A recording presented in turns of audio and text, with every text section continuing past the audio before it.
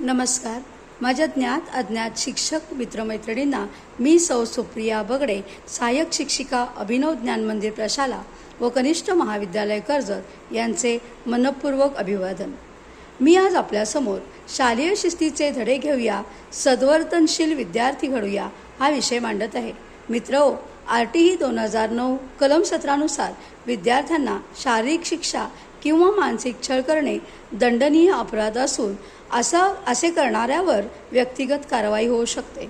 छडी लागे छमछम विद्या येई घमघम ही म्हण आता मागे पडून विद्यार्थ्यांना प्रेमाने व समुपदेशनाने घडवायचे दिवस आले आहेत.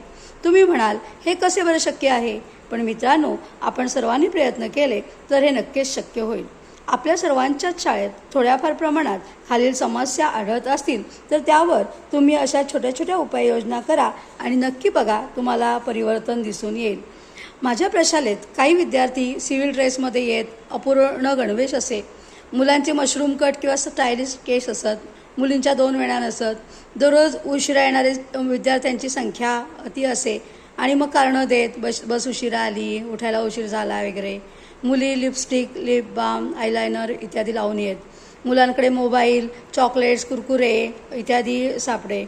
नवीन इमारत बांधून झाल्यानंतर नळ तोडणे, दाराला लाथ मारून लॉक तोडणे, खिडक्यांच्या काचा फोडणे, वर्गात कागद, बिया, कचरा टाकणे, तासिका संपल्यावर विनाकारण वर्गाबाहेर येणे, शाळा भरताना व सुटताना घाईघाईत येणे, धक्काबुक्की करणे, अशा अनेक बेशिस्तीच्या सवयी मुलांमध्ये वाढलेल्या दिसून आल्या व यावर काहीतरी उपाययोजना केल्या पाहिजेत असे एक क्रीडा शिक्षिका म्हणून मला प्रकर्षाने जाणवले आणि त्यावर मी खालील छोट्या छोट्या उपाययोजना केल्या आणि त्याचं नक्कीच मला प्रभाव दिसून आला.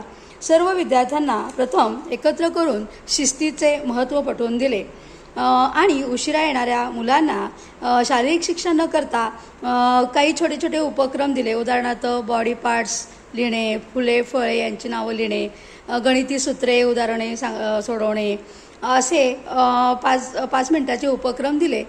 त्यावेळेला विद्यार्थ्यांना वाटू लागलं की आपला अभ्यासाचा वेळ वाया जातोय आणि मग नक्कीच विद्यार्थी लवकर येऊ लागले. तसेच महिन्यातून एकदा विद्यार्थ्यांना आदर्श विद्यार्थी शिस्तीचा आदर्श निवड कार्यक्रम ठेवला की जेणेकरून आदर्श विद्यार्थी निवडावा. शिक्षक सभा घेऊन शिस्तीची जबाबदारी काही शिक्षकांकडे वाटून दिली.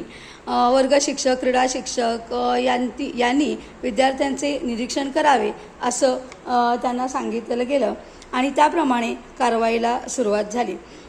तसेच पालकांना देखील शाळेचे नियम, शिस्त याविषयीची माहिती दिली. वर्गामध्ये शिस्तप्रमुख मुलगा आणि मुलगी नियुक्त करण्यात आले आणि या सर्वांच्या मदतीने आम्ही समस्येवर मात करण्यास सुरुवात केली. त्यानंतर आम्हाला याचे निरीक्षण करताना असे दिसून आले की 100% विद्यार्थी नियमानुसार शाळेय गणवेशात येऊ लागले. 100% मुली 2 वेण्या व रिबनसह वेण्या घालू लागल्या. 70%पेक्षा जास्त मुलांचे केस व्यवस्थित कापलेले दिसू लागले. 90% विद्यार्थी वेळेवर शाळेत उपस्थित राहू लागले. मोबाईल आणणं, स्मार्ट वॉच घालणं, चॉकलेट, कुरकुरे इत्यादी वस्तू आणणं हे पूर्णपणे बंद झालं. यासाठी आम्ही सरप्राईज व्हिजिट टेस्ट घेतल्या. दप्तरातून त्यांच्या काही साहित्य असेल तर ते काढून घेऊ लागलो. याचा चांगला परिणाम आम्हाला मिळाला. तसंच सौंदर्य प्रसाधनांचा वापर शून्यावर आला. मुली सौंदर्य प्रसाधने वर्ज्य करू लागल्या. तसेच शिवीगाळ, चिडवाचिडवी, मारामारी यासारख्या ज्या गोष्टी मुलांमध्ये रुजू होत होत्या त्या लक्षणीय कमी झाल्या. शाळेय सुविधांची तोडफोड थांबली कारण CCTV कॅमेरे बसवण्यात आले आणि रेकॉर्डिंग्स वारंवार तपासण्यात आले आणि याचा चांगला परिणाम असा झाला की विद्यार्थी अभ्यासाकडे लक्ष देऊ लागले, उपक्रमात सहभागी होऊ लागले, खेळांमध्ये अगदी विभाग पातळीपर्यंत चमकू लागले, सांस्कृतिक कार्यक्रमामध्ये सहभाग वाढला, शिक्षकांना क्लास कंट्रोल करणं सोपं झालं आणि शालेय वातावरण आनंदी व शिस्तबद्ध झालं. सगळ्या संस्थाचालकांकडून आणि इतर शाळांमधून आमच्या शाळेचे कौतुक होऊ लागले. आपणही प्रयत्न करा, आपल्यालाही नक्की यश येईल अशी आशा व्यक्त. धन्यवाद.